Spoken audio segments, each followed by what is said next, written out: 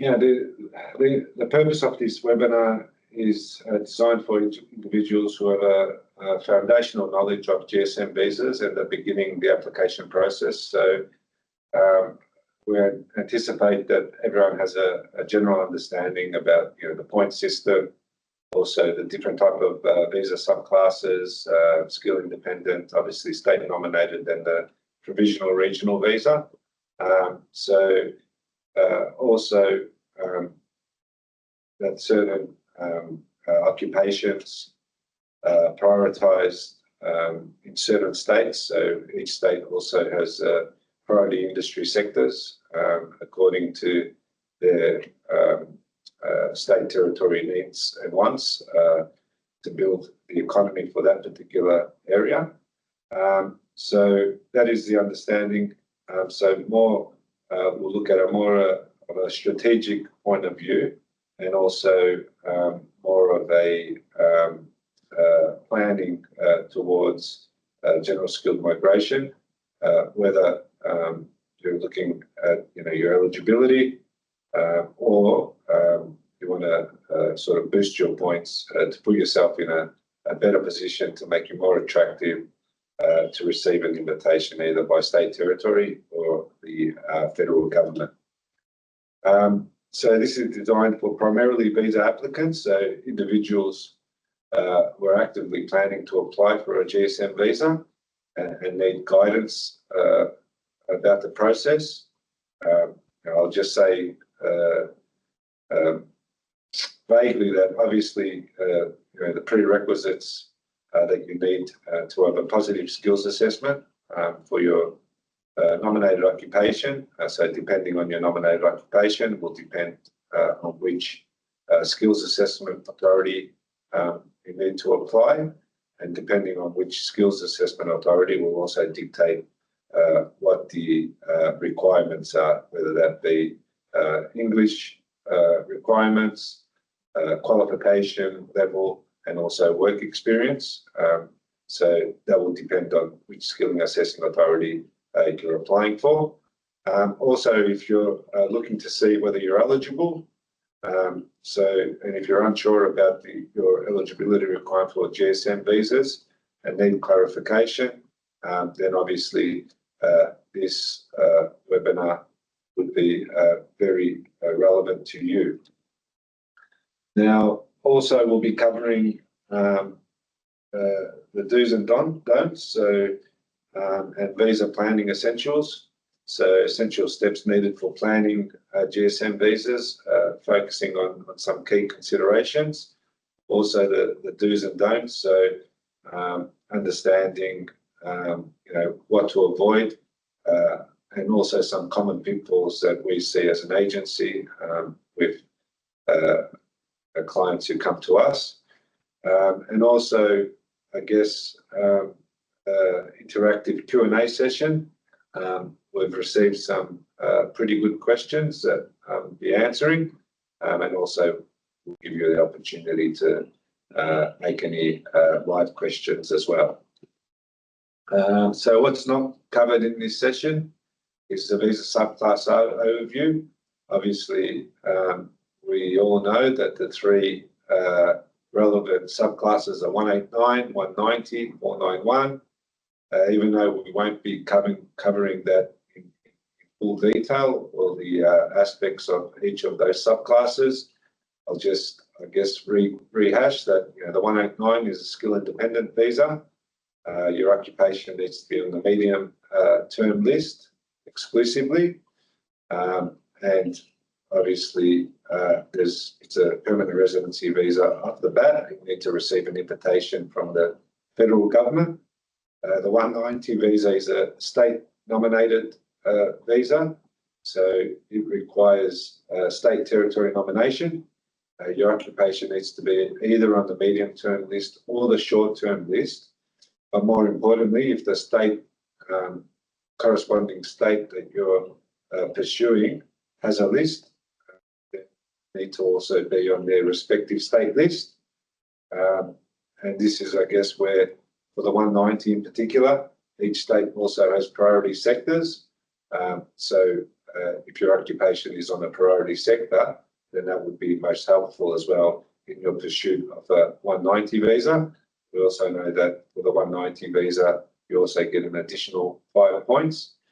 And for the 491 visa, it's a provisional regional visa, where again you need state territory nomination. Depending on each state, there's a couple of streams that you can apply via. And also it's a temporary visa issued for 5 years. And then after 3 years, provided you meet certain conditions, you're able to then apply for the 191 visa, which is the permanent visa. So that's just a little bit of a brief overview. I mean, we won't go into more sort of detail about individual subclasses, but that gives you a good sort of snapshot of the 3 available general skilled migration visas. Obviously, Questor Immigration has some great resources, whether that is on our website or blogs that we publish on our website, and also share them on all our social channels like Instagram, Facebook, and also LinkedIn. So that's a very important source of information. So I encourage you to stay up to date and monitor our website for any relevant and up-to-date information that also concerns all the 3 subclasses, your points, do's and don'ts, and just to keep you empowered to be able to make really informed decisions about your skilled migration process. Obviously, most important is planning correctly ahead for GSM visas. So what we'll go through is, when, why, and how, which are really important questions in terms of forward planning and putting yourself in the best position possible to receive an invitation. As we said, I mean, the reality with general skilled migration is that it's an invitation visa. So unlike employer sponsorship, where typically you'll be sponsored for a period of 4 years, after 2 years working for your sponsor on a skill in demand visa, your employer then can nominate you for permanent residency. So your time starts ticking from the moment your temporary skill in demand visa is approved. With general skilled migration visas, it's an invitation visa. So you may have an expression of interest that's live and has been launched, but the reality is you need to receive an invitation within 2 years of launching that expression of interest. If you don't receive an invitation within those 2 years, then you need to apply for a different type of visa to have ongoing residence in Australia. So an expression of interest, it's not a visa in any shape or form. You basically go into the pool with all the other candidates, and then you need to receive an invitation to apply for a visa, which would be either the 189 skilled independent, 190 state nominated, or the 491 provisional regional visa. So depending on if you've got a expression of interest live, obviously you're able to optimize your position by increasing your points. Australian work experience would be one way of, if you're accumulating work experience in your nominated occupation, then obviously that's a good way of increasing your points. Your English language ability, or IELTS or PTE score. We know you need competent English to be eligible for the program. If you've got proficient English, you get an additional 10 points. And then if you've got superior English, you get an additional 20 points, right? Other ways is if you're with a partner, they can also get a skills assessment, so they can make up. So basically, if you're single, you get 10 points. If you're with a partner, you lose those 10 points. but you can make up 5 points if they get a valid skills assessment, and it's the occupation of your partner is in the same occupation list. Moreover, if they can achieve competent English, you get an additional 5 points, so you can make up that whole 10 points altogether. Obviously, at the moment, the migration program is coming to a close. Some state and territories have already closed. Others will be closing shortly as the states and territories fill up their quota for the 190 and 491. The skill independent visa, the 189, we haven't had an invitation round for a while now.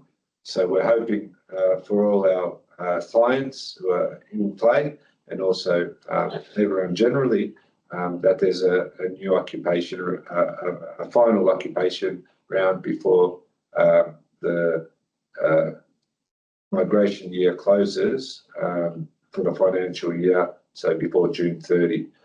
Then what usually happens is that the government, after the budget, will have its allocation for permanent residency visas. The state and territories will also receive their allocation for the 190 and 491 visa. And then I guess in July or August, they'll announce the reopening, potentially with new requirements and priority industry sectors. And then the whole program starts again until it closes again before the financial year finishes. Now, when's the best time to act? Well, there's no better time than the present, irrespective if the program's closing for the year or not. Obviously, the quicker you take action, the quicker you'll be in a position to receive an invitation or launch an expression of interest. Now, obviously, depending on what stage you're at, as we said, the minimum requirements to launch an expression of interest are that you need to have a positive assessment from the Skilling Assessing Authority. You also need to have competent English, so that's the equivalent of 6 in each band in IELTS, and you also need to have a minimum of 65 points. So planning is critical. Calculating your points to see where you're sitting from that perspective, seeing your eligibility for a skills assessment will be another important factor, and then also testing yourself with an prescribed English language test. You may not get the desired score the first time round. However, preparing and sitting an exam, because there's 4 different bands, you can obviously see where you're light, what you need to work on, where there might be listening, speaking, reading or writing, and also planning to get a higher band score in each, a higher test score in each band to get the additional points. As we said, 6 qualifies you for the program, or competent English qualifies you for the program. Proficient English gives you an additional 10 points, and superior English gives you an additional 20 points. Now, the other important thing about English is that we have had information that in terms of ranking, there's a lot of people who may be on the same amount of points, 70 points or 75 points, have the same occupation. However, the higher your English score is, typically the state territories and the federal government will favour candidates with a better grasp of the English language. So, and at any stage, even if you've got your EOI live, if you get a test score, which gives you additional points, we can update your EOI. All the same, if you accumulate more than 1 year of experience in your nominated occupation in Australia, then that automatically will update your EOI as well. So with any additional points that you manage to get whilst your EOI is open, you can always update your EOI so that you can your point system can obviously increase accordingly. So it's really important that you plan ahead, and we encourage you all, if not to have a planning strategy with a registered migration agent, because first and foremost, you can see where you stand in terms of your eligibility towards a skills assessment, what you need to do, the steps you need to take to get a positive assessment. So that's really important. Second of all, if you've got a positive skills assessment and you have, then obviously you'll also need to see what is your English language settings. So obviously, as we said, competent English is the baseline. However, if you want to improve your chances, then you should aim for a higher score. On top of that, I mean, depending on what's happening in the general economy, also influences invitation rounds. So at the moment, the flavour of the month is building and construction occupations, even painting trades workers, carpenters, building construction managers, all those occupations associated with building and construction. We're seeing invitations, with 65 points. That's because at the moment we have a housing crisis in Australia, and there's all this rage about urgently building millions of new dwellings or houses. So any building and construction occupation is favourable. Traditionally, and it remains the same at the moment, teachers, nurses are all getting invitations, with 65 points.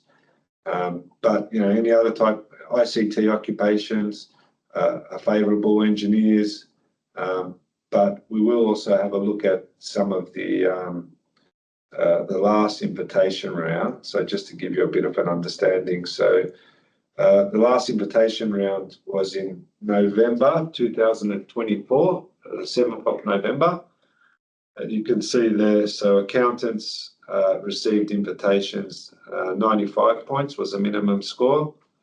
Let's have a look at architects at 70. Again, that's probably linked to building and construction. Analyst programmers 85. Bricklayers at 65 points. Cabinet makers at 65 points. Carpenters at 65 points. Carpenters and joiners at 65 points. There were chefs invited at 85, right? That's a common occupation. Civil engineers at 75. Let's see what else here is. Teachers, as we said, are always advantageous. So pre-primary school teachers at 70 points. Electricians at 65 points.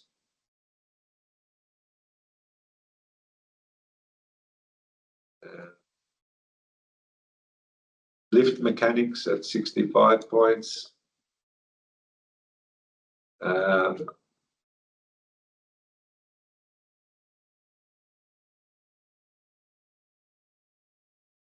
So painting trades workers at 65 points. Plumbers at 65 points. Quantity surveyors at 70 points. Registered nurses 70, 75 for aged care and child and family health. Community health 75. Registered nurse, critical care and emergency 70. So 70 to 75 points for nurses. Registered nurses, secondary teachers 70. So as you can see, I mean, the gist of this is basically that the occupations which are in high demand or considered in critical skill shortages, generally you'll see invitations at 65 to 70. and all other occupations would be 85 plus, right? So that's the general gist there.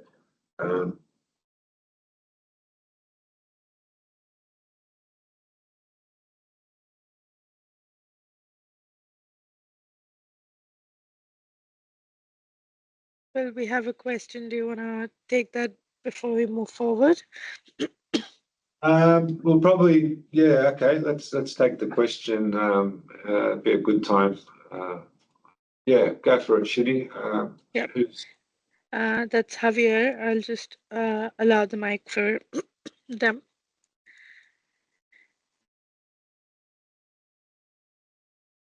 You can ask your question now.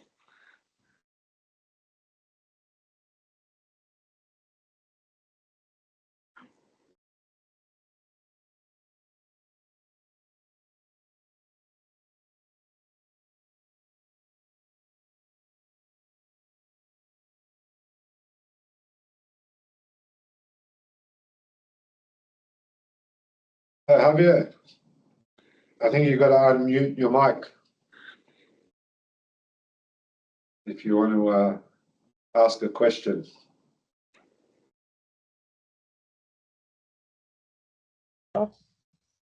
Hello. Hi, how are you? Good, thank you. How are you? I'm good, thanks. Yeah. So I already sent the expression of interest. I sent it last year and I got 85 points.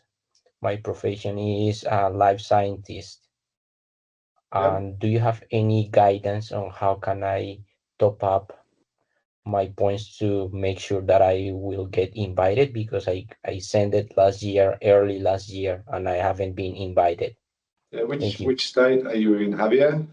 Melbourne, Victoria. Melbourne, Victoria. Okay. I mean, look, I mean, we're concerned. We've got some resources where we've got some data from each state, and it's pretty live and up to date. Where we can look at what life scientists are getting invited in each respective state. But yeah, we'll need to undertake some research. I haven't got access at that right at this moment. But I can tell you, for a skill independent 189 visa, looks like the threshold is 90 points. Now, I mean, how can you optimize or maximize your points? I mean, it's hard for me to say because I don't have a breakdown of your points. But yeah, I don't know if you're single, how much work experience you're claiming in Australia or you've claimed overseas. What your English level is. It's a bit of a can of worms. I mean, I'd be more than happy to do a strategy session with you. And obviously, in a consultation, we can have a look at your breakdown. We can have a look at the different points in each state. Are you working in your nominated occupation at the moment, or are you working in a closely related occupation? Yes, I am, and I already claimed 5.5 years, more than 5 years in my occupation. That's from overseas or in Australia? In Australia, the experience that I apply with from overseas didn't get accepted. Okay. Yeah. So yeah. I mean, yeah. Look, I mean, I guess what my recommendation would be. I mean, if you're working in your nominated occupation or a closely related one, and you're earning above the income threshold, and I would imagine as a life scientist, you would be earning above 73,150 or 76,500 after July 1. I mean, my recommendation would be to, if a sponsorship is on the table, take it, albeit a 482 or a 186, which is a permanent residency visa.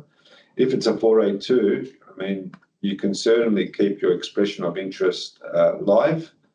And basically, if you receive an invitation, you can apply for the 190 or 189 visa.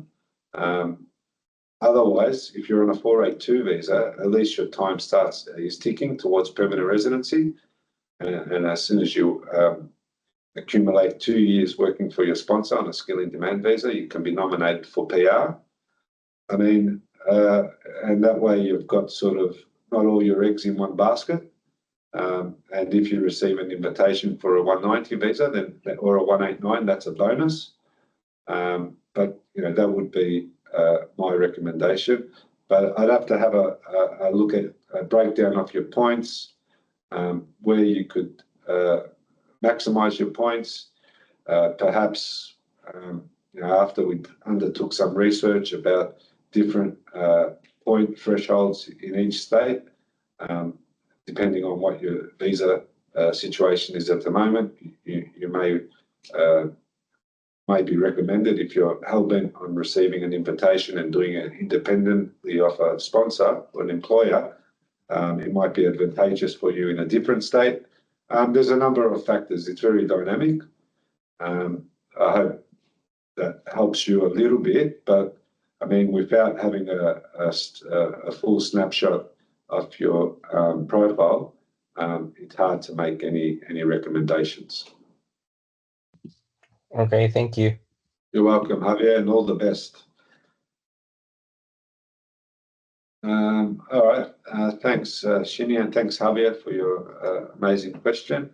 So I guess, yeah, we touched on a bit earlier about, you know, timelines. So obviously, programs, some have closed and some will be coming to a close. We're also, spots are becoming more limited as the program moves towards closure, as allocations have been primarily filled. And that obviously means higher points, and depending on some ranking, like we said earlier, your occupation, your English language score, whether you've got a partner and your partner is skilled, it seems to be an important factor as well, which could be advantageous. So there's a number of factors there in play. But I guess more importantly, you know, why you should get ahead of the game and plan correctly is there's an upcoming migration year coming up. So one door will close, another one will open in late July. So you need to be aware, I guess, of what the new requirements will be. We understand that there has been an inquiry into general skilled migration for a couple of years now. No recommendations have been made yet, but there could be an alignment of the skilled list with the core skilled occupation list. There could be a bigger sort of allocation to states, where each state can decide the occupations that they require, and that would see probably the end of the 189 visa. This is all speculation at this stage, so but it's just some considerations. But we don't think that there will be any changes coming up for next year's program, but maybe beyond 2026, there could be some changes, that wholesale changes to the point system, to the occupation lists, and to the program in general.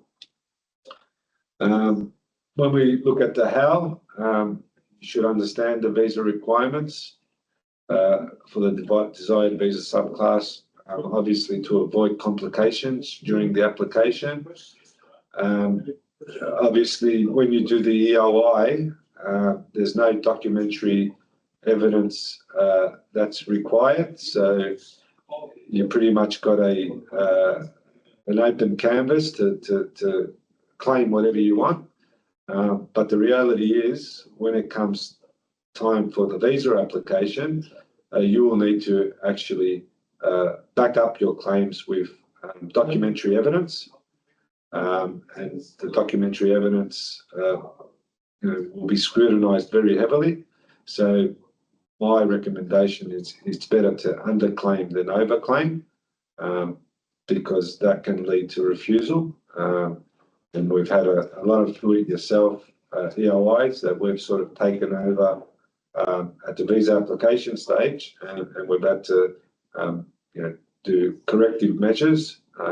We've saved many, which we're very proud of, but sometimes, in some instances, some can't be corrected. So you've been waiting 1 year, 2 years for an invitation, and then you lodge your visa, and then wait another year or so for that to be processed, and then it's all for nothing. So it's really important to understand the visa requirements. It's very complex, general skilled migration. There's time of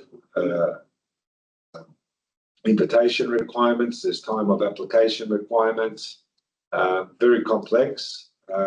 And yeah, it's really important to understand all those requirements. Obviously, you should maintain realistic expectations.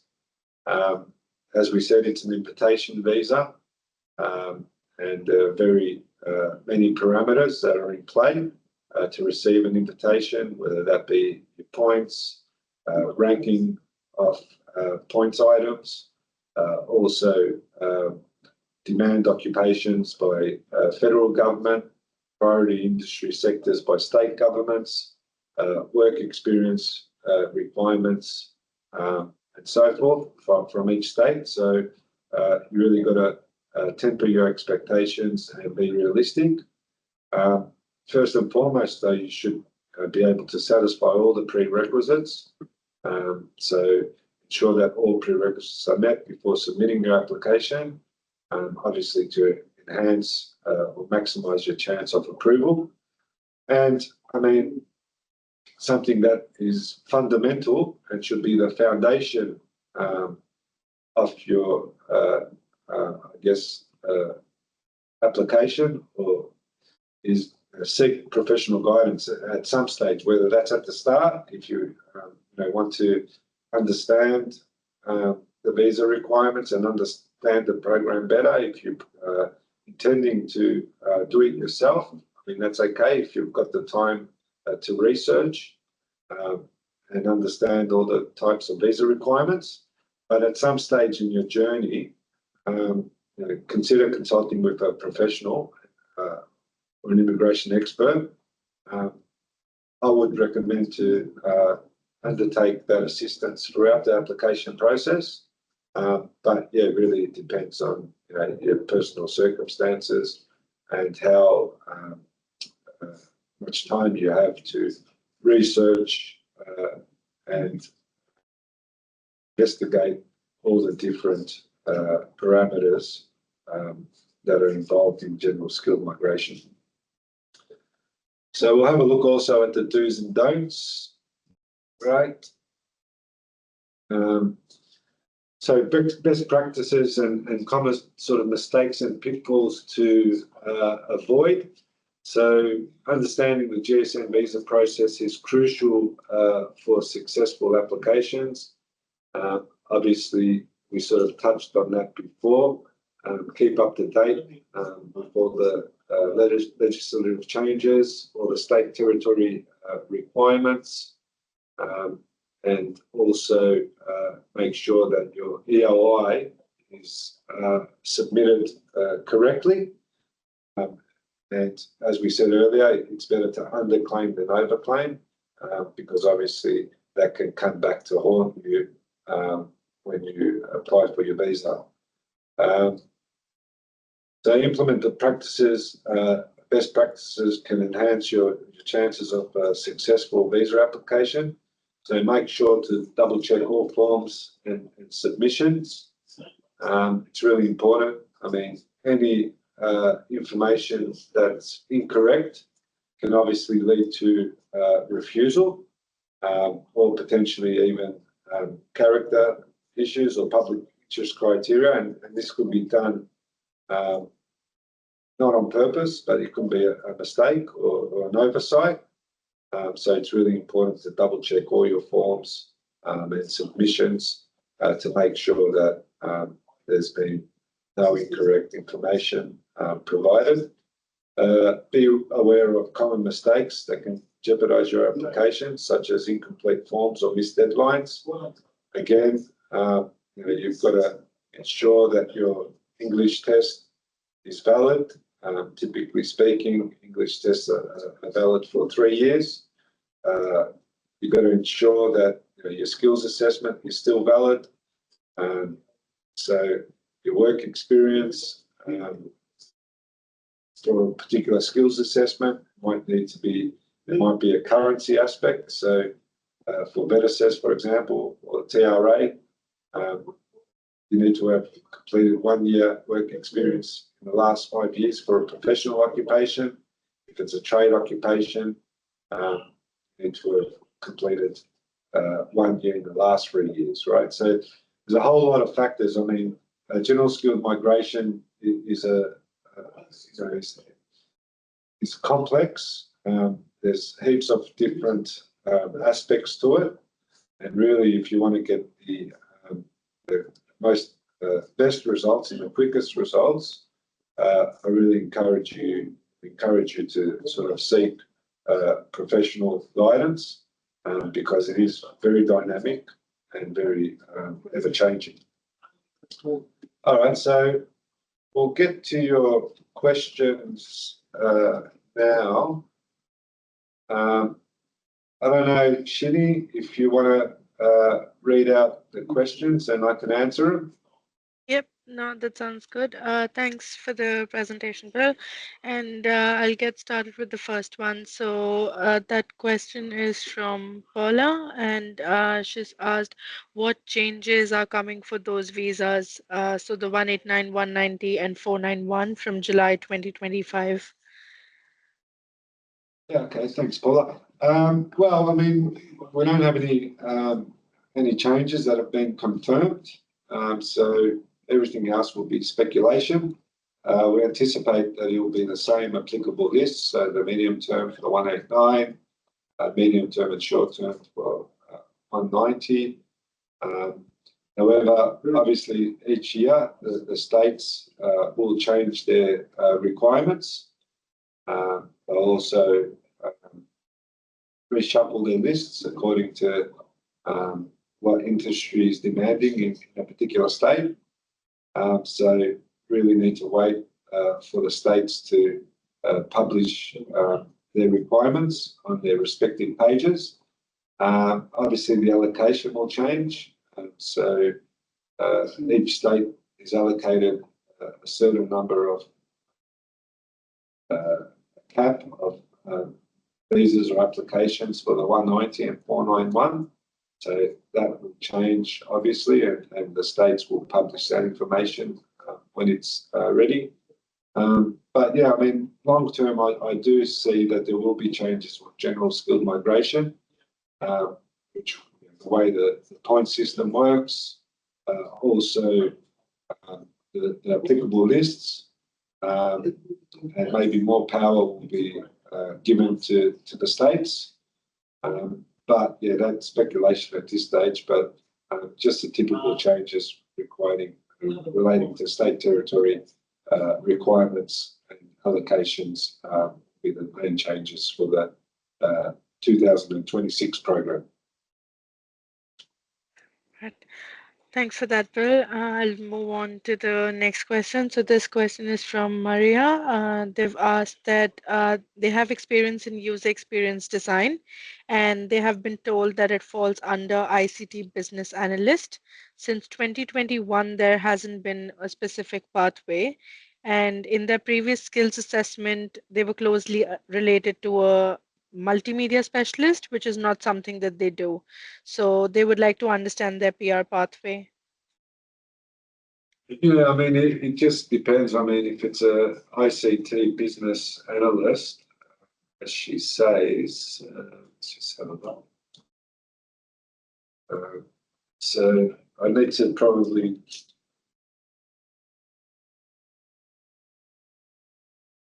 So if it's a specialization of ICT business analyst, I'm not sure that it is, but basically it's an occupation which is on the core skill occupation list.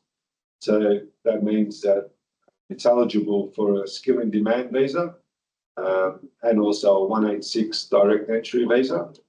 And by virtue of being eligible for a skill in demand visa, she can also have a pathway to PR through the 186 temporary residence transitional stream. It's also on the medium term list, so it's eligible for the 189 and 190 visa. As we can see here, it's also eligible most states for the 491 visa. And there's also some opportunities for DAMA in Western Australia and also South Australia as well. So, I mean, she's got a few opportunities there. I mean, I'd have to look in a bit more specifically into ANSCO regarding the particular specialisation that she's mentioned, which is ICT business analyst.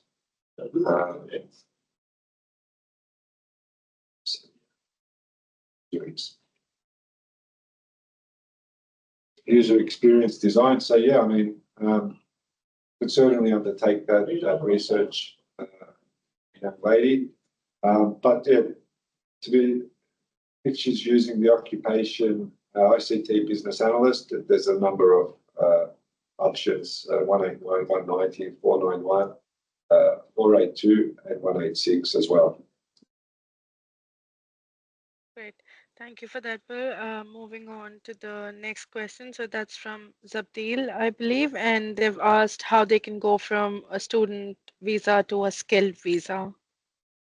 Yeah, okay, so this is a really general question. How long is a piece of string sort of thing? But yeah, basically, I mean, whilst you're on a student visa, I mean, you could either, depending if you've got credentials from home, if you've got a skilled occupation that you're trained for from your home country, then obviously whilst you're on a student visa here, you can pursue getting a skills assessment for that occupation. And then once you've got your positive assessment, your competent English, and also a minimum of 65 points, you can be in consideration for general skilled migration. Otherwise, I mean, you can study a new career in Australia, and if it's a trade, typically it will be a certificate 3 or 4. If it's a skill level 2 occupation, then be a diploma. If it's a more professional occupation, then study a bachelor.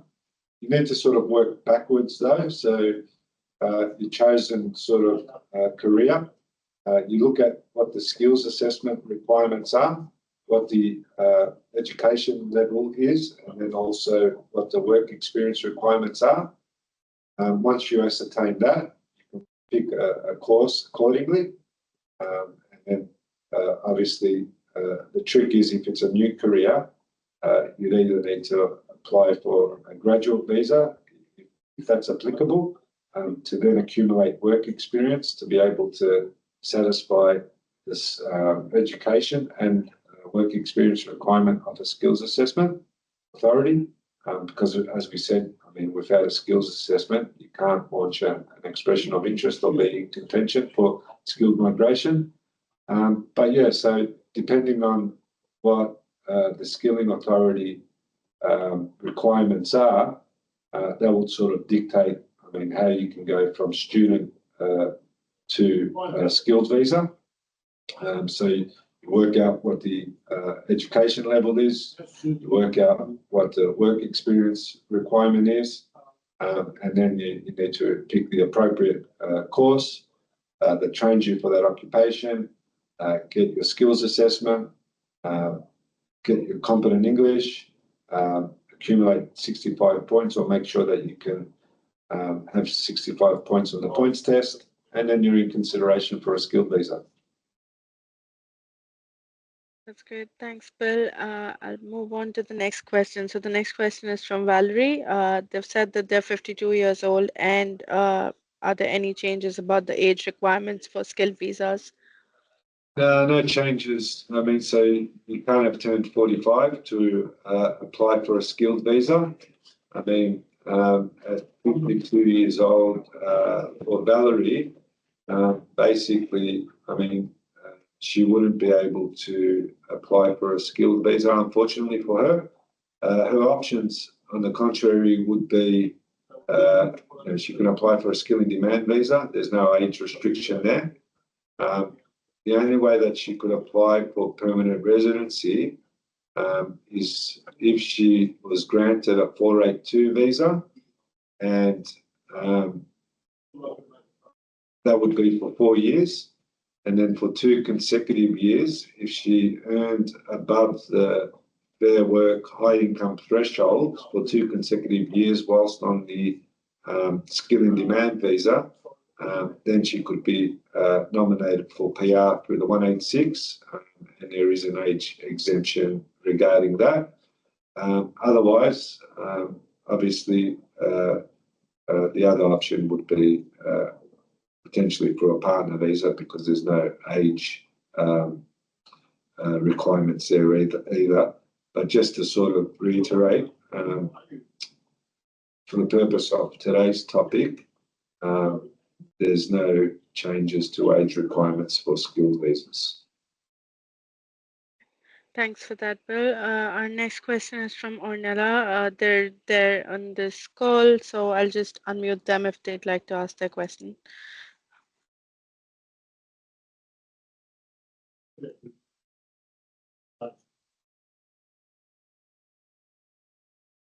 You'll have to unmute yourself. Hi, Hi, Ornella. How are you? good. You? Yeah, good, thanks. How's everything Um, going? All good. That's the way. I just Tell me. would like to know if I can start the process if I'm still in bridging visa for the 482. Yeah, absolutely. I mean, yeah, absolutely you can. So, irrespective of whether you're on a substantive visa or bridging visa, waiting for another visa to be decided, approved. I mean, you can launch an expression of interest, because irrespective, you can be onshore or offshore, right? So it doesn't matter. So basically, the steps would be launch an expression of interest if you're in Victoria, as I know you are. You'll also then launch a registration of interest on Live in Melbourne, and say that you want to be considered for also the 190 visa in Victoria. And then basically, once your expression of interest is launched, you can wait for invitation either for the 189 or the 190, because I know you're a chef, and a chef is also on the medium term list, so you'll be in consideration for both visas. At the moment, or with the current requirements, you couldn't be in consideration for the 491 because you have to be living and working in regional Victoria. But most certainly, you would be in consideration for the 189 and 190. And I mean, I think it's a similar scenario, or similar what I sort of recommended to Javier before. My recommendation to clients is, even if they're on a 482 or waiting for a 482 to be approved, at the same time, you can have a general skilled migration process going in the background. You don't have to rely on that exclusively, because you'll be on a 482, which will have a pathway to PR eventually, by virtue of the 186 temporary resident transitional stream. But if you do receive an invitation, then you can apply. It's a bonus, and you can apply for either the 190 or 189.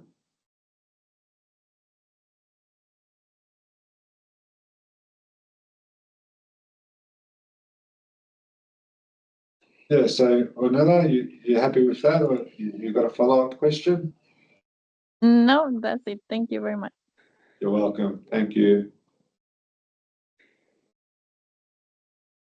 Yeah, well, those were the questions that we had, and we've already taken Javier's question. So, Oh, okay. Yeah, perfect. All right. So, if there's no other questions, we can probably wrap it up for today. So I'll just do a quick summary of today's webinar. I think a key takeaway is that it's really important to plan ahead. General skilled migration is very dynamic. There's a number of steps that you need to take just to be eligible. And then obviously, once you've launched an expression of interest, there's a number of measures you can take, to optimize your points, to ensure that the information you've submitted in your EI is accurate, and more importantly, you can back it up with verifiable documentary evidence. So it's really important to plan ahead. Timeline-wise, it's obviously the program runs in line with the financial year.